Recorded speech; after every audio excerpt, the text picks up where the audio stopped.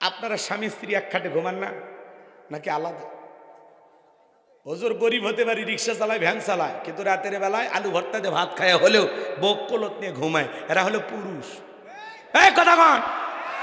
আর কত ধনী শিল্পপতি, টাকাওয়ালা, কোটি কোটি টাকার মালিক, দামি লক্ষ লক্ষ টাকা দামের দামি খাট, দামি বিছানা, দামি 5-10 তলা বিল্ডিং, কিন্তু ঘরে সুখ নাই, শান্তি নাই।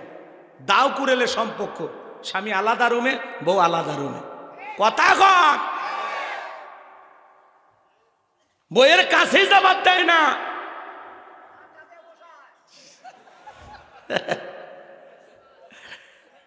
মানে ধনী, টাকার দিক দিয়ে ধনী হয়েছে, কিন্তু ঘরে কি নাই? শান্তি নাই। কিন্তু গরিব মাটির ঘরে বসবাস করে, টিনের বেড়ালা ঘরে বসবাস করে, কিন্তু স্বামী স্ত্রীর মধ্যে সুখের কোনো অভাব নাই। কথা বলে ঠিক কিনা? সুখ কার দেয়া নিয়ামত? আল্লাহর দেয়া নিয়ামত। বাজান শোনেন, আপনার স্ত্রী ঘুমের ঘরে আপনাকে বাদ দিয়ে আর একটা ছেলের হাত ধরিয়া নাটোর রাজবাড়িতে ঘুরতেছে, আপনি যদি টের পাইতেন কি করতেন? পিটাইতেন। চাচা এত পিটানের কি? চাচি কি 2 একদিন মারছিলেন নাকি? আচ্ছা থাক, মারামারি করা হবে না। বউ মারার জিনিস না, বউ হলো ভালোবাসার জিনিস। কথা কয় না, কথা কয় না। আচ্ছা বউকে মারিয়ে আপনি যাবেন কই? রাতে আসবেন না? আল্লাহ বলতেছেন, আল্লাহ তুমি যে তোমার বউকে পিটাও, ওই স্ত্রীর কাছে রাতে কি ঘুমাইবা না? তখন কি তোমার লজ্জা করবে না? কে কয়? আল্লাহ কইতেছে। আর যে শীত পড়ছে, বিশেষ করে পৌষ মাস আর মাঘ মাস, এই 2 মাসে বউয়ের সাথে তো ঝগড়াই করা যাবে না। কারণ এই প্রচন্ড শীতে বউয়ের সাথে ঝগড়া কইরা দিনের বেলায় আর রাতে যদি কম্বলে বা ল্যাপের ভিতরে না নেয়, আপনার অবস্থা 12টা বেজে দেবে। কথা কন ঠিক কিনা? খবরদার, এই 2 মাস বউয়ের সাথে ঝগড়া করা যাবে না। কথা কন। আমি যে কথা বলতে চাচ্ছিলাম বাজান, কথা মনে আপনারা ভুলে গেলেন। ভুলে যাওয়ার কোনো সুযোগ নাই। আমি যে কথা বলতে চাচ্ছিলাম, আল্লাহ নবী দানিয়েল সালাম যখন আল্লাহ বলে ডাক দিয়েছেন, পয়গম্বরের সাথে থাকা 70,000 উম্মত আল্লাহ বলে ডাক দিয়েছেন। এইবার পয়গম্বর সিজদায় লুটিয়ে বললেন, কাকুতি মিনতি স্বর করে কান্না করতে লাগলেন।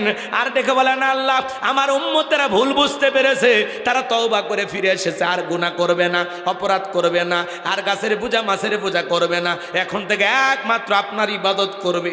আল্লাহ আপনি আমার উম্মতদেরকে মাফ করে দেন, তাদের জীবনের ত্রুটিগুলো ক্ষমা করে দেন। নবী যখন চোখের পানি ছেড়ে দিয়া কাঁদে, আল্লাহ ডেকে বলে, পয়গম্বর আর কান্না করতে হবে না, আমি আল্লাহ দোয়াকে মঞ্জুর করে নিলাম।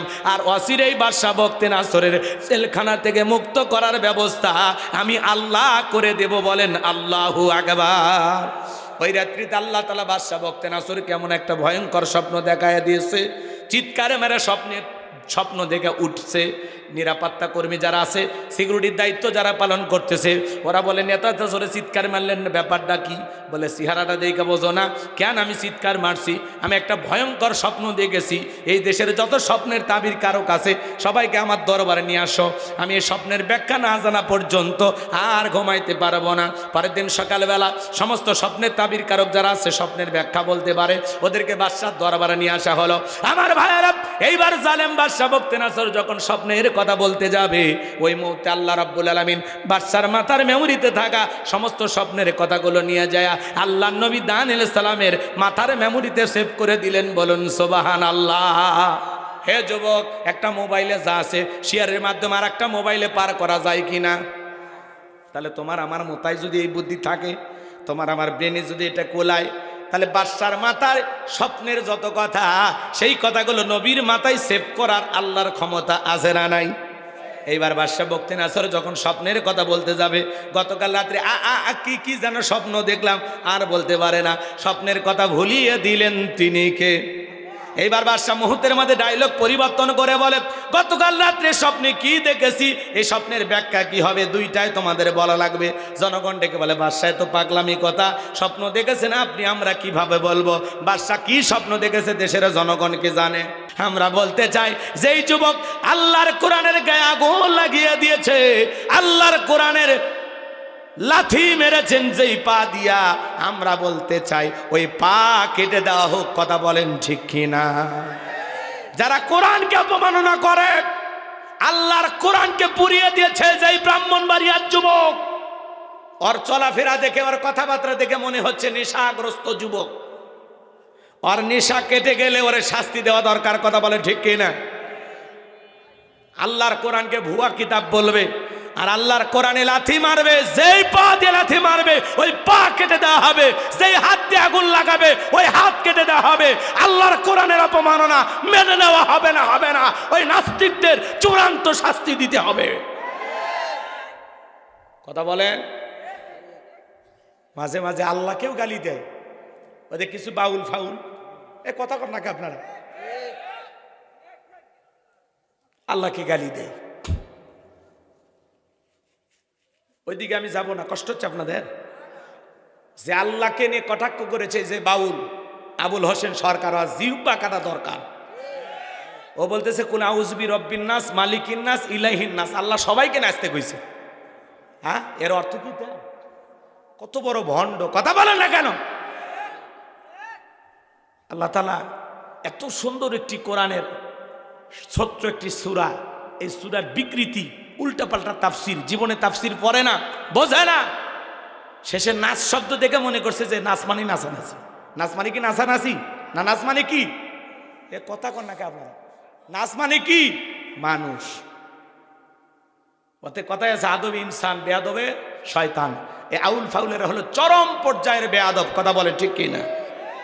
এদের শাস্তি হওয়া দরকার। গান গাইতে গেছিস, আউল বাউল গান গাবি গা, আল্লাহর এই গালি দেশ কেন? আল্লাহর কথার আগা নাই পাছা নাই, নাউজুবিল্লাহ। কোন মুসলমান এই কথা বলতে পারে? এরা মাঝে মাঝে আল্লাহকে অপমান করে, রসুলকে অপমান করে, কোরআনকে অপমান করে, বলে কোরআন হলো শরীয়তের 30 পারা আর মারুফতি কোরআন নাকি 90 পারা। তার মানে কি? ভণ্ডামি না?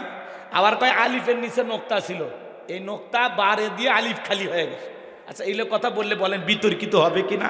ইসলামকে মানুষ হাসি তামাশার কিতাব বলবে কিনা? কথা বলেন। এই জন্য আমরা বলতে চাই এই বাউলদের বিচার হওয়া দরকার। আর ব্রাহ্মণবাড়িয়ার যে যুবক আল্লাহর কোরআনের গায়ে আগুন লাগিয়ে দিয়েছেন, পুড়িয়ে দিয়েছেন, এই যুবকের ফাঁসি কার্যকর করতে হবে। কথা বলে ডেকে না, এদের বেঁচে থাকার অধিকার নাই। এরা মদ খায় মাতলামি করে। মদ খায় তোর কোরআনের গায়ে আগুন লেগে দিবে মন চায়, নিজের গায়ে আগুন লেগে দে, শয়তান। কথা কন। মদ খায় মাতলামি করতেছিস, যা গাছের সাথে ধাক্কা খা, খায় মাথা ফাটা, নাকি কন? তো আল্লাহর কোরআনকে কেন ধরতে গেলি? আর আল্লাহর কোরআন কেন পড়াইতে গেলি? এদের বিচার হওয়া দরকার আছে না? না বোঝেন? বাজান কারা কারা আল্লাহর কোরআনের, যারা যে যুবক আগুন লাগে দে, সেই যুবকের সর্বোচ্চ শাস্তি কারা কারা আছেন? একটু হাত তুলে দেখান তো দেখে। লিল্লাহি তাকবীর। আল্লাহর কোরআনের অপমাননা মেনে নেওয়া, ওই বেঈমানের কি চাই? ফাঁসি চাই। জোরে বলেন কি চাই? বাউলের, ব্রাহ্মণবাড়িয়ার যুবকের কথা ক্লিয়ার না? ভেজাল আছে?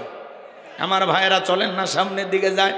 এ বাজান গো আমার, মাঝে মাঝে কত স্বপ্ন আপনারা দেখেন, মাঝে মাঝে স্বপ্নে দেখেন আপনি মারা গেছেন, ঘুমোতে করে দেখেন না বেঁচে আছি।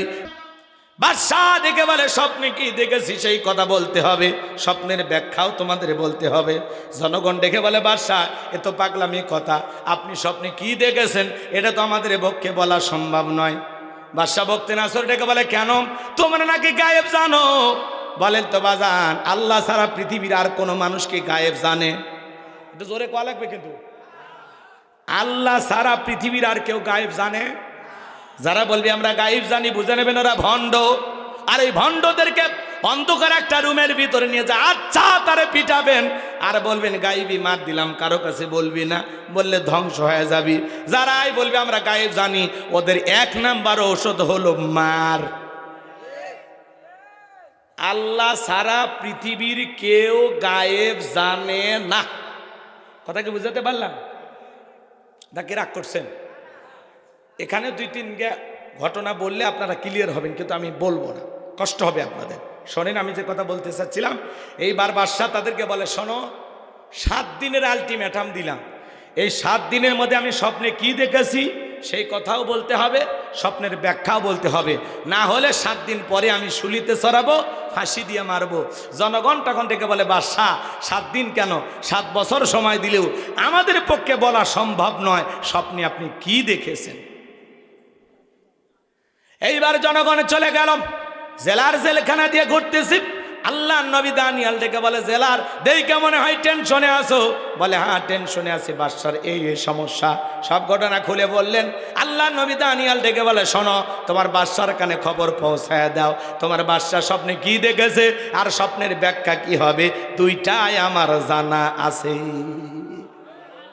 এইবার জেলার দৌড়ে গেছে বাদশার কাছে, যা বলে, বাদশা আপনার টেনশনের ঔষধ পাওয়া গেছে, জেলখানা একটা আসামি আছে, আপনি কি স্বপ্নে দেখেছেন আর স্বপ্নের ব্যাখ্যা কি হবে, দুইটা তার জানা আছে।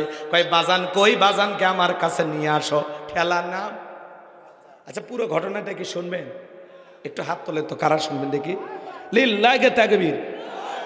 আচ্ছা নবী জেলখানায় বাদশার স্বপ্নের কথা বলবে, এটুকু মনে রাখেন।